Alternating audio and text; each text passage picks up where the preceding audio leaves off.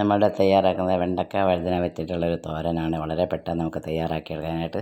കുറച്ച് വെണ്ടയ്ക്ക ഇതുപോലെ ചെറുതായി അരിഞ്ഞ് നമ്മൾ ഉപ്പും അല്പം തൈരും കൂടി പുരട്ടി വെച്ചതാണ്.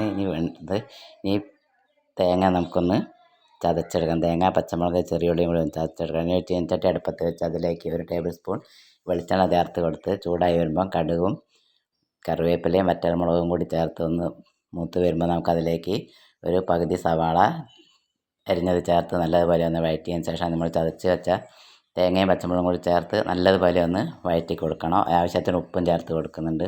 അത് കഴിഞ്ഞ് നമ്മൾ തൈരും ഉപ്പും ചേർത്ത് വെച്ച വെണ്ട അതിലേക്കിട്ട് നല്ലതുപോലെ ഒരു 2-3 മിനിറ്റ് ഒന്ന് വഴറ്റി കൊഴുപ്പ് മാറുമ്പോൾ നമുക്ക് അതിൻ്റെ മേലെ വഴുതനയും കൂടി വെച്ച് കൊടുക്കാം. അത് കഴിഞ്ഞ് നമുക്ക് അടച്ച് ഒരു 3-4 മിനിറ്റ് നല്ലതുപോലെ മൂടി ഒരു മീഡിയം ഫ്ലെയിമിൽ വെച്ചാൽ നമ്മുടെ ടേസ്റ്റി ആയിട്ടുള്ള വെണ്ട വഴുതന തോരൻ റെഡി ആയിട്ടുണ്ട്.